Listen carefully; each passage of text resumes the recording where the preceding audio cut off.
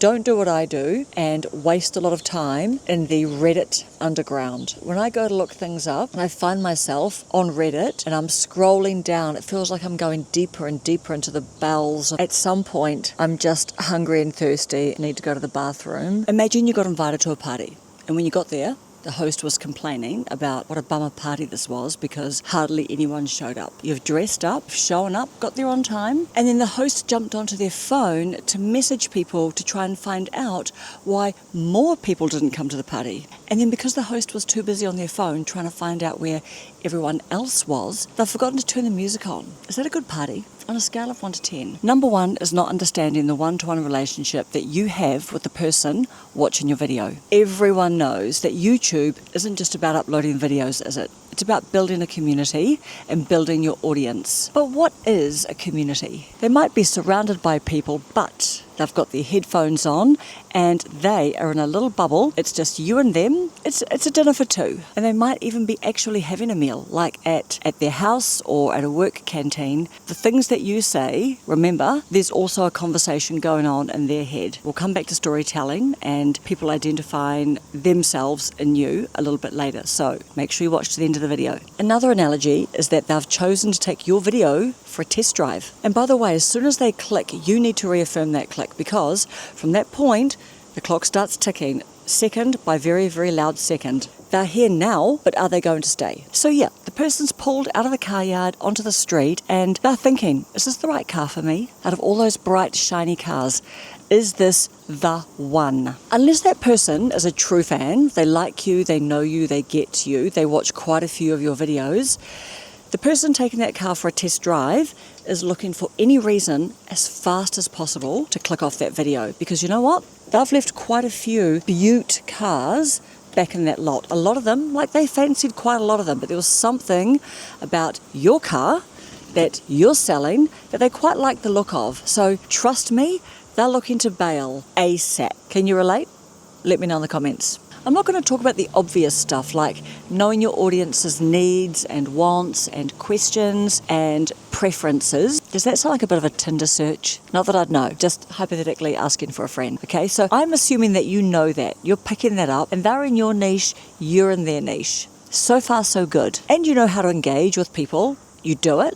And yeah, you just know all of that stuff. You're good at that. What am I not saying? I'm not saying don't talk to your subscribers, your audience, about your subscriber count going up and down, because that's normal, that happens. I'm not even talking about how if a video does worse than what you anticipated, that you can't talk to your audience about that. That stuff isn't a bad thing. That's just normal. What I am talking about is paying attention to the words that you use when you are talking to that one person who's watching your video, because you don't want to come across like you're not valuing that person who is here and is watching your video. Avoid saying things like, so many of you aren't watching so many of my videos. If I'm sitting there and I'm watching your video, I'm thinking to myself, I'm here, but the party isn't good enough for you. Like that's just real talk. Can you relate? If you're watching a video and the creator was really talking about how so many of my subscribers aren't watching my videos, so many of my subscribers, hey, thank you for being here, but so many of you just aren't watching my videos, and I just don't know why. Just take a little bit of care thinking about the words that you use when you're talking to that one person about that stuff. Yeah, it's just about loving the ones you're with, right? And let's face it, liking and commenting is a big effort these days. You have to earn a like and a comment, or just any action that you didn't have to take. It's the attention economy, isn't it? That's just a reminder that the audience is one person. It's one person watching you. And if you're lucky, it's one person commenting, one person liking. And that one person doesn't give one iota of a hoot about how many subscribers you've got.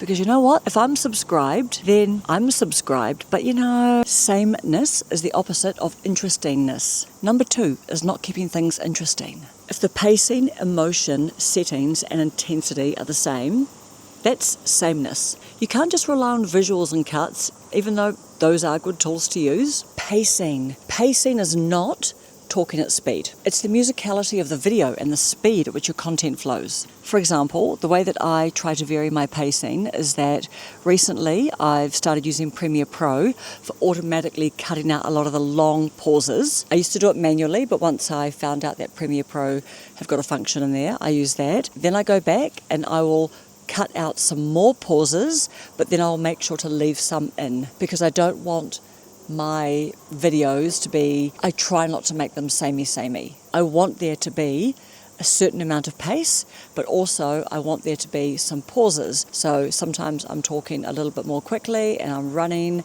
and all of that stuff. And other times I'm just reflecting and just having a bit of a think.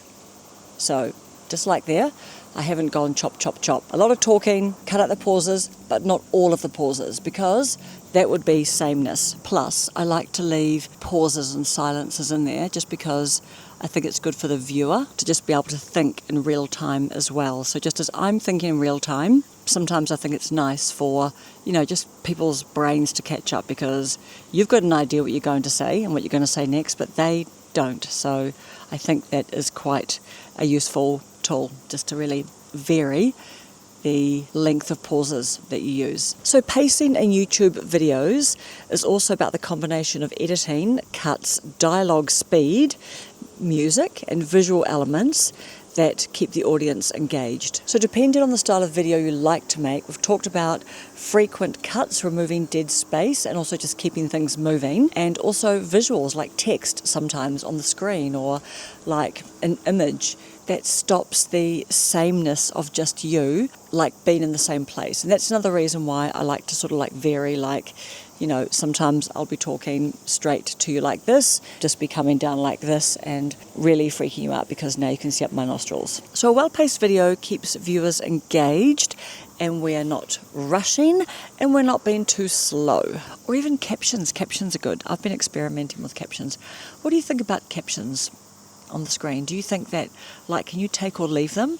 Do you prefer not to have captions? Or do you like having captions? I'm very curious. If sometimes we're up close and other times we're further away, that's interesting. I just try and avoid sameness wherever I can. Controlling the controllables. Number 3 is not paying attention to your branding. Now, I know that this is a painful topic and it's a bit of a cringe topic, so we don't really want to hang out in this space too long. But honestly, consistent branding helps viewers immediately recognize you when they're scrolling. If you make thumbnails that are completely different all the time, so let's say, you make videos about 5 different topics, or you haven't quite nailed what you think your niche might be, or maybe your channel is really sort of like an ongoing running record, really like a vlog.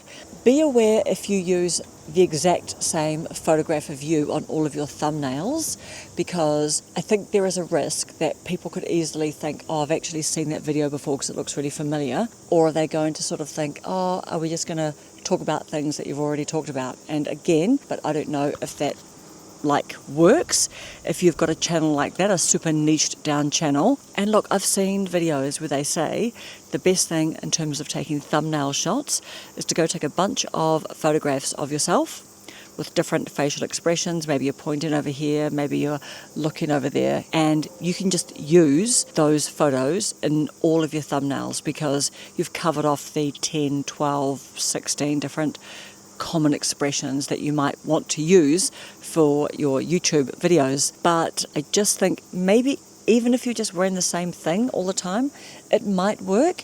And look, that's a brand as well. That is a piece of branding as well. Think about Steve Jobs, think about Dr. Andrew Huberman. He wears all black. Steve Jobs, we know what he wore. But the other thing too though, is if you take a lot of photographs of yourself wearing, let's say I'm wearing like a black top, and I'm not actually wearing a black top in the video, and people are going to click on my video and then I'm wearing like a white top, I don't know. Is that like a bit of a disconnect? You tell me. You never know what emotion that you're going to be wanting to display on your thumbnails until you've thought about the video, the kind of video that you're making. So I personally wouldn't do that myself, but because I can definitely see that there'd be some bonuses in doing that. Background music and sound effects. Background music and sound effects. So can it enhance the video? Yes, it can. However, I would caution you about music. And the reason why I would caution you about music, and this is coming from someone who, on my perfume review channel, I used to use music all the time. I was so excited. I was obsessed. I think that's where I put most of my effort in, actually, just trying to find a song that I thought, was the right song to have lying underneath the video, just to help the video just pop a little bit more. I think that I hoped and believed that that piece of music would move people the way it really moved me when I watched my video back. Which doesn't really make sense, does it? Because when you're recording a video, you can't hear this music that you're going to put over the top of your video. Just because you can, should you? The other thing as well is that I used to get comments on my videos sometimes. People would say, oh, look, you had the music up a little bit too loud, or I just don't like electronica music and I just couldn't hear you and I just find music annoying. Like I did have a few noisy comments about music. I mean, that's kind of a lot, right? I mean, the other thing too is, thank goodness these people mentioned it, because those people are giving you a gift, aren't they? When they tell you something that's not necessarily easy and maybe nice to tell someone, that they just don't like your music and you just turn the music off or at least down. But, feedback is a gift. And the other thing, if you picked a piece of music, for example, and you walked around a room full of, let's say, your friends, and you asked people, would you like to hear this song accompanying a video, a YouTube video? Would this song enhance the video for you? And you asked for a show of hands, say, what kind of numbers do you think you would get? Do you think you'd get 100%? Do you think you'd get 50%?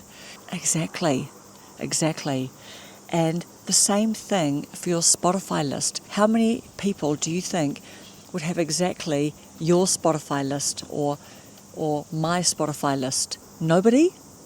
Ever? Yeah. Positive mindset. Number 4 is positive mindset. Stay with me because I know that you know what positive mindset is, but I particularly want to talk about 2 different things here. The first one is, don't do what I do and waste a lot of time in the Reddit underground. On Reddit, and I'm scrolling down, it feels like I'm going deeper and deeper into the bowels of the earth. I don't even remember anything that I've been reading in this graveyard of whatever it is that happens on Reddit, but I do literally feel like you're going down, down, down, like a plot in a cemetery. There's a coffin, obviously there's a coffin. I really just need to delete my Reddit app. I think that's what's causing me to get a lot of, I could have been investing the time that I've spent on Reddit making videos. It's spending time. I'm going into unauthorized overdraft. That's what investing is. It's making videos, not Reddit. But also, you know what? We need to try new things. And that's where innovation comes from. And so, anything that you think that you're failing on, let's just fail and fail fast, get the learning, and get on with it. And remember, a positive mindset also affects the way that you come across on camera. If you approach, for example, your content with some optimism and enthusiasm, that energy is contagious. And what do people come into YouTube for? I don't think they're coming to YouTube to feel really, really down. We're coming here to get information, to feel like we're not on our own, because sometimes in life we are on our own. Sometimes we come to be educated, entertained a little bit. If people are expecting that they're going to be a certain amount uplifted by your video and you are just feeling down because your mindset isn't good that day, well, first of all, I say, sure, if you can pull off a video, absolutely pull off that video. But if you make the video and you are just really not in a good place, then see if you can make the video, try and push through and still make the video, right? Obviously, because we're not up every day, are we? Setbacks on YouTube are like taxes, okay? It's a sure thing. The second thing I want to talk about in terms of a positive mindset is asking for subscribers, because most people ask for subscribers in a way that's totally fine and cool, but sometimes I think we just need to watch that we are not asking for subscribers 3 or 4 or 5 times during a video, And I have noticed recently that people like Imi from the #1 Ladies Club. She said that she stopped asking for subscribers because she didn't really think it made a difference. And I don't think I've asked for subscribers either, I don't think, on my channel, because, I don't know, I used to see videos that would say, if you don't ask for the like, and you don't ask for all the stuff, then you don't get it, and that might be true, but I don't think I've ever subscribed to a channel because the creator asked me to. I don't know about you, but I tend to want to watch a few videos, usually, before I decide to subscribe to it, because a subscribe feels like a big spend, doesn't it? It feels like you're spending one of the big rocks in your jar, because if you end up by subscribing to something that you don't want to see in your feed, you're just going to get annoyed. And we're not here to get annoyed, okay? Life's annoying enough. So yeah, if you ask for subscribers several times in your video, I personally think it looks a little bit panicked. And I think that I feel like it's a little bit of a tell that you are just feeling a little bit in scarcity mentality. The other very interesting thing that I saw today was Stephen on Diary of a CEO. This week, I'm not sure if you've seen it, but he interviews Mr. Beast. And look, I'm the first person to not want to hear about Mr. Beast on all these videos all the time, because it feels to me like every fifth video that I see, someone is mentioning Mr. Beast.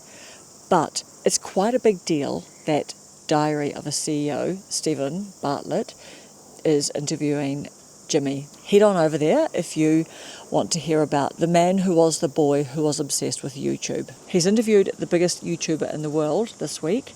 It's a long video. I think from memory it's like an hour and a half. Stephen starts the video by looking us in the eye and telling us that so many of you out there are not subscribed to this channel, and if you want to support this channel, and he promised that if you subscribe to his channel every week, they're going to read every comment and they're going to do their absolute utmost to bring us content that we want to see, the guests we want to see. So I just thought it was quite fascinating that he was really, really appealing to us all, because a lot of people that watch our content are not subscribing. And look, people are allowed, aren't they, to not subscribe and to want to watch quite a few videos, and just to see, over time, do they really sort of fancy you? But anyway, Stephen has got more than 9 million subs, and he is super trying to appeal to us. Finally, number 5 reason is not making changes fast enough to improve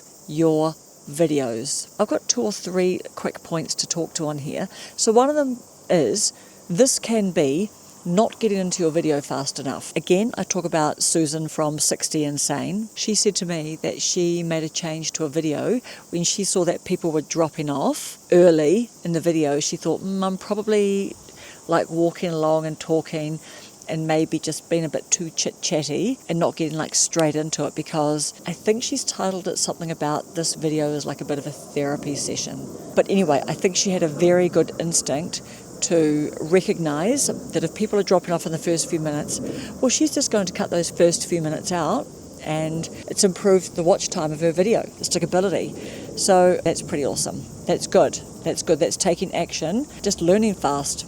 Yeah. So sometimes after I've recorded a video, when I start editing it, I just sort of get a sense of yeah, and then I try to start in somewhere that's a little bit, how about we say, relevant to the title, and I'll just take us straight there. And I'll start the video there, because it's blimmin' competitive, these first few seconds. People are looking to bounce, and they will bounce fast. The other tip on that one as well is, at the end of your video, watch your video again with a viewer's eye. Just put yourself, you're sick of your video by now, by the time you're being blah blah editing it on and on and on, but have a look at it from a viewer's eye, and just anywhere that you think that you can catch out that you have dwelled too long, or in my case, sometimes I repeat things. I'll think, oh my God, I never caught that before, and I'll just cut out that bit, because sometimes I'll have segments in there where I've repeated that whole segment. That is a rookie mistake, and I have not gone back and viewed my videos before for a final time, because I just think, oh, you know what, and posted, and then there's been some kind of weird sound glitch. We're all here to kill our darlings, aren't we? Kill more and more darlings and just try and like keep the meat. And we're here to just like make friends with the delete button or enough storytelling. So another reason why people cannot make changes and learn quickly enough, they're not telling enough stories or not bringing in enough, personal stories to back up like what they're saying, to like illustrate the point that they're trying to make, or it's not improving the way you tell stories. And there's a lot of information around, like Hayden Hillier-Smith. I don't know if you have found his channel, but he was it Logan? I think it's Logan Paul's editor, but he's got an amazing, I think they're called the Editing Podcast. But if you want to know what their channel name is called, just like mention it, ask me. So the key to crafting a great story is that when people hear it, they can see themselves in your story. If no one can see themselves in your story, I think you're probably telling it to the wrong crowd. And if you've failed at something, do not waste a good failure, okay? Share, because, hey, we all want to know where the pitfalls are up ahead so that, and this is just part of getting value from your video. Like, we want to get value from your videos. So share your successes and share your failures. Don't waste a good failure. We want to know the cautionary tale. The next one is if your video isn't getting any views, you've got nothing to lose and everything to gain by swapping out the thumbnail and title. I think I touched on that before. I've done this on quite a few videos, and it's very little effort just to go back into the saved thumbnail in Canva and to go zhoshi, and just have a little play around with the title. If the title is short, you might want to make it longer. If it's too long, you might want to make it shorter. I also have heard that brackets in titles help stop the scroll, and I've also heard that the vertical line in titles is also something that can stop the scroll, and also I've heard that specific numbers in your title captures attention and can stop the scroll. So yeah, these are all things just to play with. Like, none of these I'm saying are like the amazing, incredible thing that you need to do, but they're just fun things to play with. Thank you for watching this video. Thanks.